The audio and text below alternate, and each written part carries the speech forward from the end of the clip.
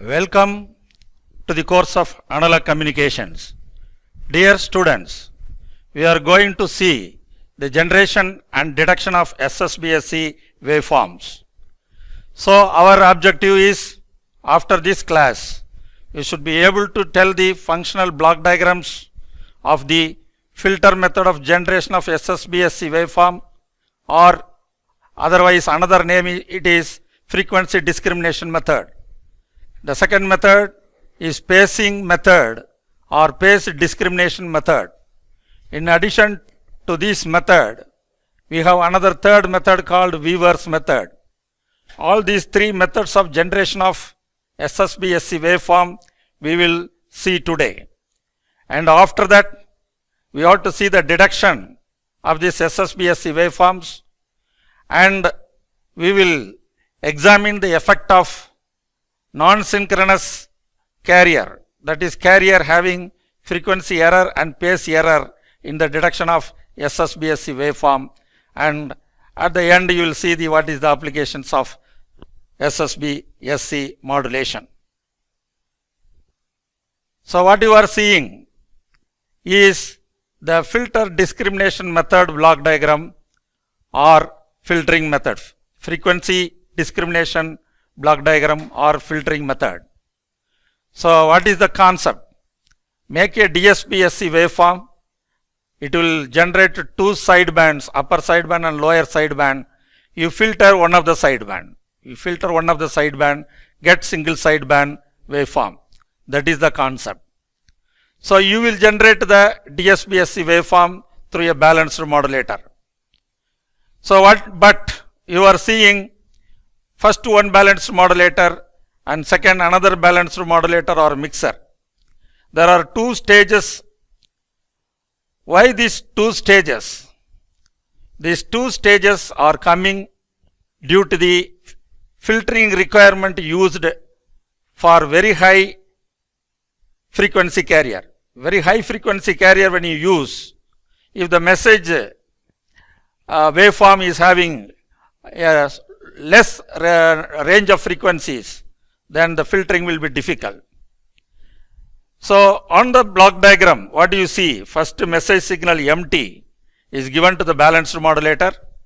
To that you are sending 100 kilohertz crystal oscillator signal, and the balanced modulator will make the product signal, which is nothing but DSP-SC, and that is passed to the filter having a transfer function of H1F. That H1F is shown as red line in the bottom of the diagram. In the bottom of the diagram, upper sideband is filtered by the red line H1F. The lower sideband blue line is simply indicated, not fully shown, because we are interested in the upper sideband. So the upper sideband is filtered by H1F. Therefore, for second balanced modulator, the message signal will be starting at FC plus 300 Hertz. FC is 100 and 100 kilohertz plus 300 Hertz is 100.3 kilohertz. For the second balanced modulator, the message signal will start from 100.3 kilohertz. On the right top, what you are seeing is the message spectrum. It is a audio spectrum. It is a speech spectrum. And the speech spectrum is available fully from 300 to 3 kilohertz. The filter is flat. You can see that. You can show that the message spectrum is fully there for 300 hertz to 3 kilohertz. After that, it can be attenuated. So that message signal, if it is multiplied with 100 kilohertz, so the 0 will go to the 0 point of MW, that will go to FC. So one side of FC you will get that spectrum, and another side also you will get the spectrum. and this will be repeated for the negative frequency, that is not shown. So the required filter only we are showing here. So again, why we are not directly giving the 10 megahertz carrier in the balanced modulator? So the change of frequency should not affect the other sideband. The change of, when you are the filter, it is tuned at a center frequency, but it will also pass frequencies nearby. How much it will nearby pass, that is the pass band. The filter pass band cannot be brought to 0. That means it should need a high sharp filtering requirement, sharp cutoff requirement. But to make a sharp cutoff filter, you need to spend more. It is costly and it is very difficult to construct. But if the carrier frequency is smaller, then you don't need a very sharp cutoff frequency. That's why instead of directly going to 10 megahertz carrier, first you are going to 100 kilohertz carrier. After that you make DSB at 100 kilohertz carrier. Then you remove one of the sideband, you get on upper sideband. That will become the message. Again you make a DSB with this and again filter by H2F. So for ease of construction, you have to see the selectivity of the filter. What is the selectivity of the filter? Selectivity of the filter is defined as the 2 times the lowest frequency content of the message signal. Our message signal, speech signal, is having 300 Hertz to 3 kilohertz. The smallest frequency is 300 Hertz. Twice the 300 Hertz is 600 Hertz. So this 600 Hertz is the frequency separation from upper sideband to lower sideband. So the filter pass band should not go beyond this separation of 600 Hertz. If it goes beyond the separation of 600 Hertz, it will pass the other sideband also. So for this, the selectivity should be around 1%. If the selectivity is about 1%, then it is easy to construct such a filter. Okay. Suppose if you directly translate the spectrum to 10 megahertz, message spectrum to 10 megahertz, what is the selectivity required? We will see. And if it is 100 kilohertz, what is the selectivity required? We will see. So on the top left, you are seeing selectivity required when the carrier is 10 megahertz. So it is defined as the frequency separation between the 2 sidebands divided by carrier frequency into 100. The selectivity percentage is given as separation between the 2 sidebands divided by the carrier frequency into 100. So if you see that 600 multiplied by 100 by 10 megahertz, that is 10 into 10 power 6. So it comes to 0.006%. That means the frequency error allowed is, the resonant frequency error allowed is 0.006%. So it is very difficult to construct such a filter. Therefore, we cannot translate and filter only one sideband directly at 10 megahertz. So we go by 2 stage. In the first stage, we are using a 100 kilohertz carrier. When you use a 100 kilohertz carrier, what is the selectivity? The second orange line you can see, the selectivity is equal to frequency separation by 100 kilohertz into 100. Now this become 0.6%. So the 6% selectivity, such filters can be made and it is easy to construct. Therefore, we use first a 100 kilohertz carrier for frequency translation or your double sideband SC generation. Once that is made, filter H1F, the red line shown, it filter the upper sideband, and this will go as the message signal for the second balanced modulator. Now once the filtering is done, the message is available from FC plus 300 Hertz, that is 100.3 kilohertz, to FC plus 3 kilohertz, that is 103 kilohertz. So if it is passing, it is enough. Now the smallest frequency for the second balanced modulator, message frequency, is at 100.3 kilohertz.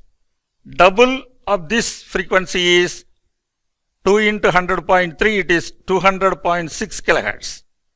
So at this kilohertz, what is the selectivity required? Because for second balanced modulator, carrier is 10 megahertz.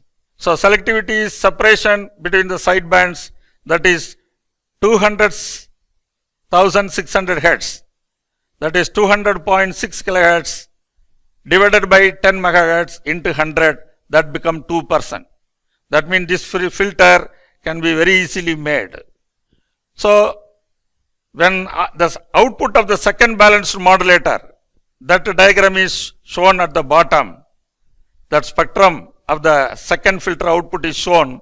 You can see 10 megahertz carrier, upper sideband is starting at 10 megahertz plus 100.3 kilohertz, and it is flat up to 10 megahertz plus 103 kilohertz. And since there is a large gap between the carrier frequency and starting of message frequency, it can very easily be filtered. That's why we are going by stage by stage filtering. Whenever the carrier frequency is in 10 megahertz or more, normally it is done by 2 to 3 stages. Again, for stability, this 100 kilohertz is derived from a crystal oscillator, and the 10 megahertz also will be derived by multiplication from this 100 kilohertz crystal oscillator. Therefore, the system will be stable. So, what is this? Whatever requirement I told, filtering method. The filtering method cannot be done if the message signal is having very low frequency. If it is having very low frequency, you should not allow the carrier, so you need a very sharp cutoff frequencies. So that is the one thing. So this filtering method concept, once again what I tell, make a DSPSC, filter it. And straight away making DSPSC and filtering is very difficult because of the filter requirement. So do it in 2 stages. First, to make DSPSC at a lower carrier frequency, filter it, and pass this to another balanced modulator to the required carrier frequency, again filter. This way you can make it.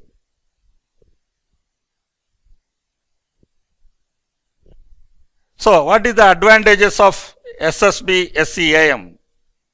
So bandwidth is only one sideband. So a bandwidth requirement is reduced from twice FM to FM. And power, because you are sending only one sideband, power requirement is also reduced by 2. And noise contamination is reduced by 3 dB as bandwidth is reduced by half. And selective fading is reduced. For long distance, selective fading will come, that is reduced in SSB SCAM. What are the disadvantages? The filter cost will be thrice the filter required in DSPSC, and SSBSC receivers are having many controls and they have to be fine-tuned.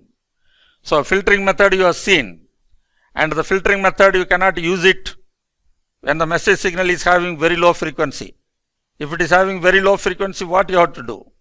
Then you can select other method. You can see the second method, phase shift method, to generate SSB SCAM, or they call it pacing method also. The phase shift method, they are using 2 balanced modulator and adding to make single sideband, lower sideband SSB SCAM, and they subtract to make SSBAM with the upper sideband. So what you are seeing is message is fed to two balanced modulators.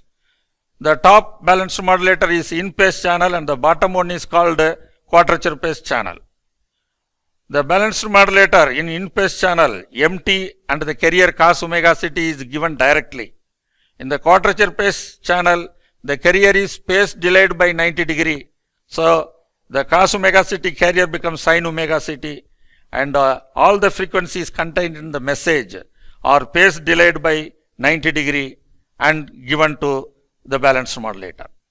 So the quadrature phase, the quadrature channel balanced modulator, the Hilbert transform of the message signal and the sin omega ct carrier is given, and the in-phase balanced modulator, the message signal MT and cos omega ct carrier is given. Both the products are made, so it is making MT cos omega ct and quadrature is making MHT sin omega ct. So what is SSB SEAM? In the time domain description you will know it is SSB AM is equal to MT cos omega ct minus plus MHT sin omega ct. So depending upon what sideband you need, you can add or subtract, you will get it. So it is very simple. You are simply implementing the time domain expression for single sideband suppressed carrier AM. Okay. So how you are generating? Whatever I told, it is there. And this method is not popular.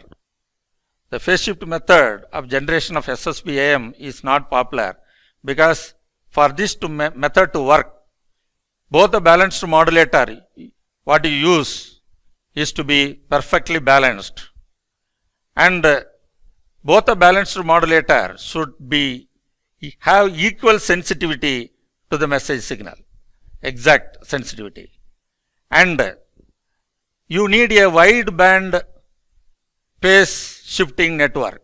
The message signal has a wide range of frequency and all the frequencies should be delayed by 90 degree. So making a wide band phase shifting network is very difficult. And again, for the quadrature phase channel, the carrier used to be exactly shifted in phase by 90 degree. So because of this method is not popular. But what is the advantage? This method does not need any filters. At any frequency, you can make the SSB SE waveform. And going from single side, lower sideband SSB AM to upper sideband SSB AM is very simple. In the filtering method, you have to change the filter. Here, simply it is a addition or subtraction. Okay, you have seen two methods. Now, what you are seeing is the third method or Weaver's method of SSC SC modulation. So, it does not use any wide band phase shifting network. So, what is the concept in this? If the message is having low frequency content, first you translate it to a lower carrier, translate with a lower carrier frequency and then suppress the one of the sidebands. So then when you are translating and you are having a more gap after suppression, you are having more gap to the message signal. So how? You can see here. In this, you see on the right side, message signal spectrum is shown as MF omega. And if you multiply by a carrier, it is the message spectrum is shifted to the right and the left, that is DSP. Now, initially the message spectrum from 0 it is having less gap. After translating with a frequency W0, a carrier frequency, it is the gap between the 0 frequency to the message is increased. And third line what you are seeing is the lower sideband SSB wave. That means upper sideband is filter. Comparing to the message spectrum M of omega and X1 omega in the bottom orange color, you can see the gap from DC term or 0 frequency. the gap is more now. That means filtering is simplified, you can easy now. So this is the concept. Here we use, see the diagram. Here also the top line is in-phase line and the bottom line is quadrature phase line. First balance modulator 1 and balance modulator 2 is done with a low frequency carrier, and then you suppress the upper sideband by a low pass filter. Then X1T and Y1T is the message signal for the second balance modulator. So its purpose is to have a large gap from zero frequency to the message frequency. Once that is made, you can use another balance modulator to generate a DSP SC. Here, in the both the stage, in-phase channel is phase advanced. It is shifted, it is phase leading by 90 degree, but quadrature channel without phase lead it is given. And in the second balanced modulator, the carrier quadrature channel it is given phase advanced by 90 degree, and to the in-phase channel it is not given. By this way, the V1T, V2T outputs, one of the sideband, because once balanced modulator mean it will have two sideband, upper sideband, lower sideband, and one of the sideband, the upper sideband will have 180 degree out of phase because of the carrier phase shifting arrangement, and they will cancel when you add it and you will get a single sideband. So Weaver's method is first use the first balanced modulator and then filter it to increase the gap from zero frequency for the message signal, and then use a second balanced modulator to go to the required carrier frequency, and remove the unwanted sideband not by filtering but by adding. So here we are not using for the final, this one we are not using filter, we are simply adding. So that is the advantage. Now first balance modulator is giving X1, and after the filter X1T, and X1T is the message for the second balance modulator, that output is V1T. Similarly we have YT, Y1T and V2T. So let us see the expression. The balance modulator cos omega mt is the message signal, cos omega naught t plus 90 is the carrier signal. So if you multiply, x of t is equal to, so when you are multiplying with a carrier, now carrier is W naught. So some frequency, difference frequency. So message frequency is Wm, carrier frequency is W naught plus 90. So sum is W naught plus Wm plus 90. And difference frequency is W naught minus of Wm plus 90, that becomes the second one. After the audio low pass filter, the sum frequency will be eliminated. X1T will become cos of omega naught minus omega m plus 90 degree. And YT is cos omega naught plus omega mt. And if you are multiplying with that, mt is multiplied with the carrier and you get YT cos omega naught sum and difference you are getting. After removing the sum frequency by the low pass filter, Y1T is cos omega naught minus omega mt. Now X1T, Y1T is the message signal for the second balance modulator, and again it will give sum and difference frequency with the WC, and you get V1T and V2T. In V1T and V2T, you check the second term. Second term, in one term it is minus 90 degree and other term it is plus 90 degree. The frequency is same, WC minus W naught plus omega m, but in one term it is minus 90, another term it is the plus 90. So the difference is 180 degree difference. So that term, because of 180 degree difference, it will cancel, and what you are getting is a lower sideband message signal at frequency WC plus W naught. So this way you can generate the SSBSC wave. And in this method, what is the advantage? You are not using the wide band phase shifting network, and again you are not using the filter. So this is Weaver's method, because of Mr. Weaver's, it is called Weaver's method of generation or third method of generation. So, we have seen all the three methods of generation. Next, you have to see how to detect, how to recover the message signal from this SSB-SC waveform. We will see the demodulation of SSB-SC waveform. So, on the figure what you are seeing is the block diagram.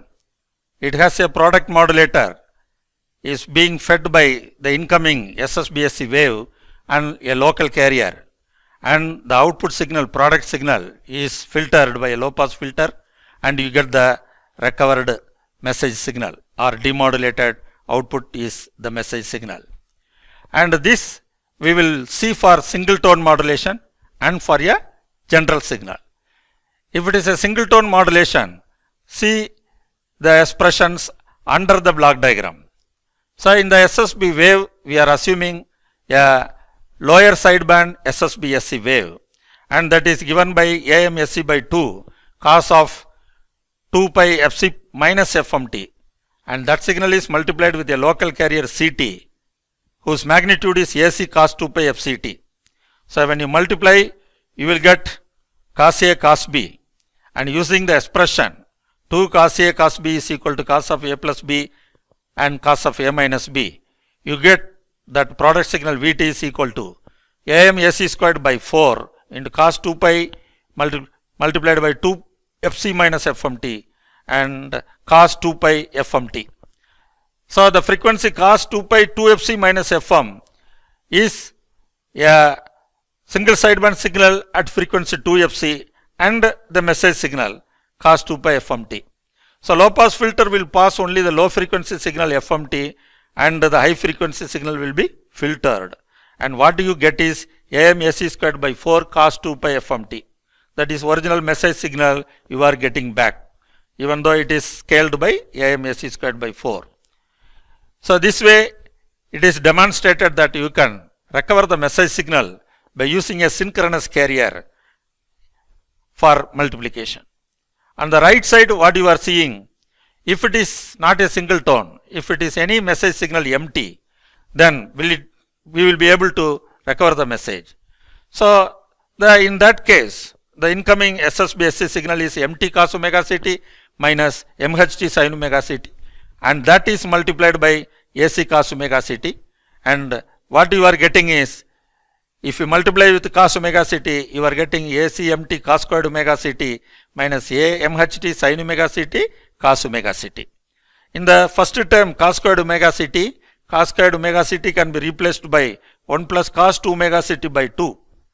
And the second term sin omega CT cos omega CT can be replaced by 1 by 2 sin 2 omega CT. So, if you use this, you are getting it is equal to Vt equal to 1 by 2 ACMT and plus 1 by 2 AC MT cos 2 omega CT minus AC MHT sin 2 omega CT.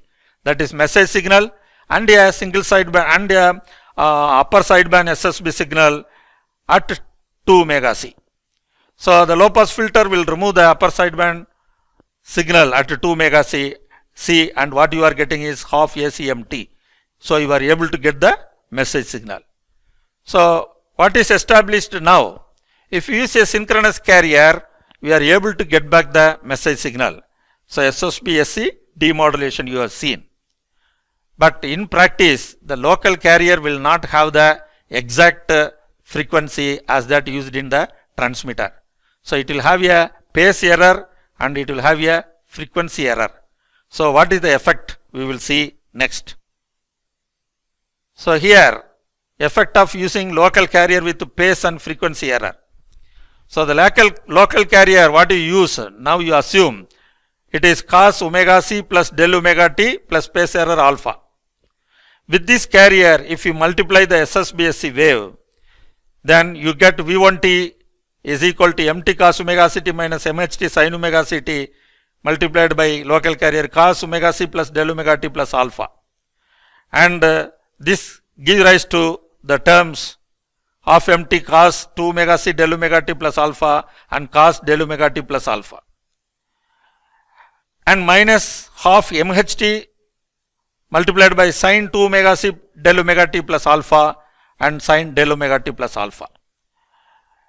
Now, the low pass filter will remove the 2 omega c frequency term, and what you will get is half mt cos delta omega t plus alpha and half MHT sine delta omega t plus alpha. So, this is the signal. So, it is not the message signal is multiplied with some terms. So, what is the effect of no error? If no error means del W equal to 0 and phase error alpha equal to 0. First you will see that. So, in that expression, if you replace del omega equal to 0 and alpha equal to 0, what do you get? The output VOT is equal to, and frequency error you are getting half MT in the first line. Case 1, assume frequency error del omega equal to 0 and phase error alpha equal to 0. There V0T is equal to half MT. Message signal you got it. And case 2 is the alpha equal to 0 and del omega is not equal to 0. In that case, you are getting half cos W plus del omega t. That means all the frequency content are shifted in frequency by del omega. So, this is signal distortion. So, if there is frequency error, it distorts the recovered message signal. So, this cannot be allowed. So, case 1, both the errors are 0, you are getting it V0 t is equal to 1 by mt. Next case, we will assume frequency error. We will assume frequency error 0 and phase error is not 0. In this case, VOT is equal to 1 by 2 mt cos del omega t plus alpha minus MHT sin del omega t plus alpha. So, alpha will go 0. Then what you will get? 1 by 2 cos omega t cos alpha minus sin omega t sin alpha. Alpha is not equal to 0, del omega equal to 0, del omega will go, only alpha term will remain. And the output is 1 by 2 cos Wt plus alpha. That means the frequency is not changed now, only phase is changed. In the speech communication, this small phase difference in the recovered message signal is not causing the understanding of the message signal. In other terms, intelligibility of the message signal, it is not affecting. And the signal tone is altered, it is called Donald Duck voice. The tone is changed to Donald Duck voice, so that is the effect, but still you can understand the message. So, phase error is not distorting the signal even though changing the voice to Donald Duck voice, but frequency error is distorting the signal. So, a assignment is given, you can go through the assignment, and we have seen so far and AM, DSP AM, SSB AM. There is a comparison table is given. The bandwidth is SSB-SC, it is FM, DSP-SC, it is 2 FM, and power efficiency AM 33%, SSB-SC, DSP-SC 100%. Carrier suppression, it AM it is not suppressed, and SSB-SC, DSP-SC it is suppressed. And another modulation is also given, VSB, that we will see later. Receiver complexity, AM it is simple, SSB-SC it is very complex, and DSP-SC it is complex. So, AM radio communication it is used, broadcasting it is used, SSB-SC point-to-point communication, and DSP-SC also point-to-point communication. Modulation, they are linear modulation. So, that is the comparison. Okay, thank you very much.